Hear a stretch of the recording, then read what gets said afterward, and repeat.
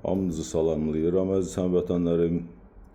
Bu günləri 14 avqust 2026-cı ildir. Bir mövzuya değinmək istəyirəm. Kim tələsirsə keçsin, kim tələsmir axıracan dinləsin, like eləsin, təqib atsın və videomu paylaşsın. Mən bir vətəndaş kimi öz mövqeyimi bildirmək istəyirəm. 30 ildən yuxarı bu orduda xidmət eləmiş, vətən müdafiəsində durmuş bir şəxs kimi. Keçmişdə padişahlar var idi, indi prezidentlər var. Yəni padişah, xan, şah, sultan, əmir, karol belə bir vəzifələr idi. Bu bir şey dəyişməyib. Yəni sistem olaraq indi sadəcə fərq odur ki, seçkili sistemdir. Padişah nazirlər baş naziri təyin edirdi. Yəni baş nazir də o vaxtı gedirdi baş vəzir. Məsələn Osmanlıda sadrazam idi. Başqa dövlətləri başqa adlarla, o əsasən baş vəzir.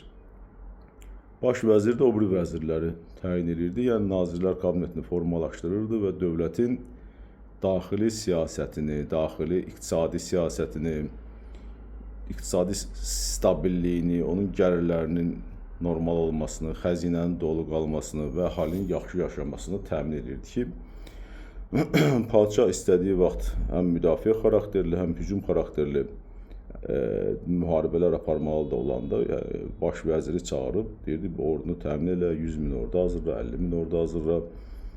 Hər bir yük, əsas yük olurdu həmişə baş vəzirin üstündə. İndiki dövrdə də bu seçkili sistemli olub, yenə də prezidentlər seçilir, onlar baş naziri təyin edir, nazir kabineti formalaşdırır. Yəni əslində bu min illərdən gəlmə bir sistemdir, yetişmiş bir sistemdir və o davam edir və burada da qeyri-adi bir şey yoxdur. Onun üçün mən bizim hörmətli cənab baş nazirimizə müəyyən mövzular barədə təkliflərimi irəli sürmək istəyirəm. Bunların başında gəlir indiki dövrün xarakteri. 20-ci əsr informasiya dövrü idi, informasiya əsri idi. Amma indi süni intellekt əsridir, ağıl əsridir, yəni zəka potensialı əsridir. Hansı dövlətdə ağıl potensialı yüksəkdirsə, orada qabağa gedir, gedəcək də. Xatırlayırsınızsa bir neçə ay bundan əvvəl Amerika Ermənistana 5 milyard vəsait ayırdı və işçilər ayırdı ki, orada süni intellekt hub'ı yaratsınlar. Bu nə deməkdir? Bu o deməkdir ki, qısa bir müddət sonra Ermənistan regionun ən qüdrətli dövlətinə çevriləcək. Niyə görə? Çünki dediyimiz o zəka potensialı bizdən dəfələrcə çox olacaq orada. Bugün məsələ adi bir, ucuzlu bir telefonda da olan ChatGPT kimi proqramlar, Gemini kimi proqramlar bizim belə götürsək, bütün savadlı insanlardan daha çox bilik potensialına sahibdir. Yəni elə bir insan yoxdur ki, sən ona sual verəsən istənilən aidiyyatı olan olmayan mövzuda və o sənə tam aydın şəkildə geniş və ətraflı cavab versin. Belə bir insan yoxdur, amma bugün ChatGPT bu informasiya potensialına sahibdir və digərləridir. Digər o süni intellekt proqramları və bunlar sürətlə inkişaf edir və onların özünü inkişaf etdirmə potensialı da var. Ona görə mən xahiş edirəm ki, nəyin bahasına olursa olsun bizim dövlətimizdə də hesab edirəm ki, bu süni intellekt inkişafına dair böyük işlər görülməlidir. Yəni birinci hədəfimiz süni intellekt bazarında, süni intellekt sahəsində önə çıxmaqdır. Yəni nə edirik eləyək, süni intellekti bizim inkişafımızın prioriteti formasına gətirməliyik. Ondan sonra elmi icadlar da olacaq, ondan sonra texniki icadlar da olacaq, sıçrayışlar da olacaq, inkişaf da olacaq. Əgər biz bundan geri qalsaq, biz elə məhv olub gedəcəyik. Çox qısa bir müddətdən sonra Ermənistan kimi dılğır bir dövlət bizdən dəfələrcə güclü olacaq. Yəni bu qaçınılmaz bir faktdır. İkinci məsələ bütün bizim sistemlərin rasionallaşdırılmasıdır. Yəni nazirliklərin, komitələrin, lazımların saxlanması, lazım olmayanların ləğv edilməsi. Elə etmək lazımdır ki, dövlətin strukturlarının işləkliyi artsın. Məsələ, deyək ki, hansısa biz bir qurumumuz öz funksiyasını artıqlamasını yerinə yetirsin, ona həvalə olunmuş bütün işləri yerinə yetirsin və artıq insanlar oralardan təmizlənsinlər və orada olan itkilər, maliyyə itkiləri, vaxt itkiləri və ümumi olaraq ölkənin inkişafına mənfi təsirləri olan hallar ciddi şəkildə aradan qaldırılsın ki, biz inkişaf eləyə bilək, sürətli bir inkişaf yoluna keçə bilək.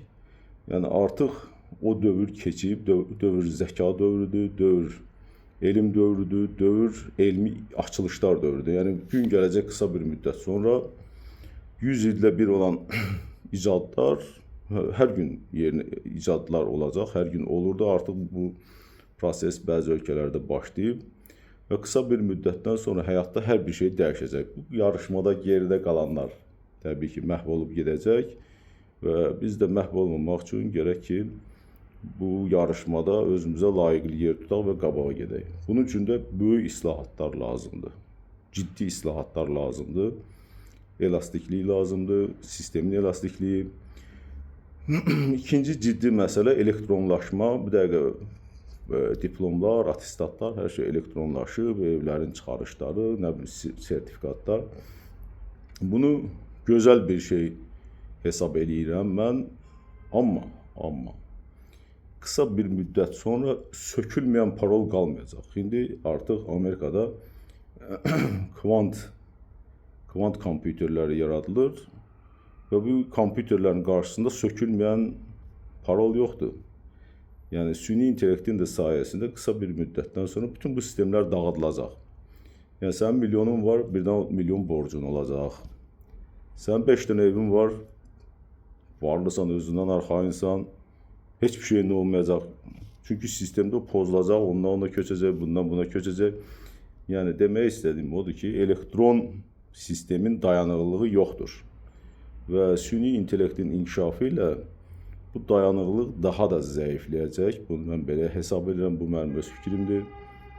Və bunun üçün də elektron sistemə paralel olaraq kağız sistemləri davam etdirilməlidir. Hər bir şeyin kağızlı, peçatlı variantları olmalıdır insanların əlində və sabah elektron sistemi bir şey olduğunda ən azından bir kağız arxivindən o çıxarışları almaq mümkün olmalıdır, sənədləri almaq mümkün olmalıdır. Məsələn, adam deyək ki, hansısa bir şirkəti var, müəyyən bir keçmişi var, birdən-birə kodu, parol dağıldı və yoxa çıxdı, heç nə yoxdur. Belə olmamalıdır. Məsələn, nümunə üçün Beynəlxalq Bankın Bayıldakı şöbəsindən 5.000 idi, 6.000 idi pul çəkmək istirdik. Adamlar pulu verə bilmirdilər. Yəni, hesabı bağlaya bilmir. Hesab var, canlı adamlar var, işçi də var, pulun sahibi də var. Gəlmişik pulumuzu çəkməyə verə bilmir. Niyə? Sistem kilitlənib. Sistem hesabı bağlamır. Yəni, bu balaca bir şeydir. Amma bunu bir də ölkə miqyasında fikirləşsək, bir də bunu məqsəd yönlü şəkildə hansısa hacker qrupunun etdiyini fikirləşsək, ki, gələcəyinə heç hacker qrupuna ehtiyac da olmayacaq. Bir nəfər ağıllı adam bunun hamısını idarə edə bilər. Süni intellekt vasitəsilə, çünki süni intellektdə gedən o inkişaflar buna aparır. Fikirləşsək ki, belə bir şey, insan nə qədər aciz qalır. Məsələn, biz tələsirik, təcili pulumuz lazımdır. Yəni, pul bankdadır, pul da var, bankın əməkdaşı da var, pulun sahibi də var. Amma pulumuzu ala bilmirik. Yəni, bu nə qədər acınacaqlı vəziyyətdir. İndi sabah fikirləşin, bu hansı bir xəstəxananı, xəstəni, təcili bir vəziyyəti, ya əmlakla, banklarla bağlı, maaşlarla, əmək haqqılarla bağlı belə problemləri. Ona görə də yəni hesab edirəm ki, kiber təhlükəsizlik baxımından ölkəmizdə ciddi şəkildə paralel iş getməlidir. Yəni ən azından müəyyən funksiyalar, müəyyən səlahiyyətlər müəyyən şəxslərə verilməlidir. Bu bunun o kiber təhlükəsizlik hissəsi. Digər tərəfdən ordu müdafiə qüvvələri. Yəni bu saat hər şey dronlarla həll olur. Dəniz dronları, qayıqlar gedib böyük gəmiləri partladır. 100 minlik qayıq gedib neçə milyonlarla qiyməti olan gəmini məhv eləyir. Dronlar hər bir əskərin arxasınca gedib öldürür. Tutduğu yerdə öldürür, başının üstünə heç gözləmədiyi bir yerdə vurub öldürür.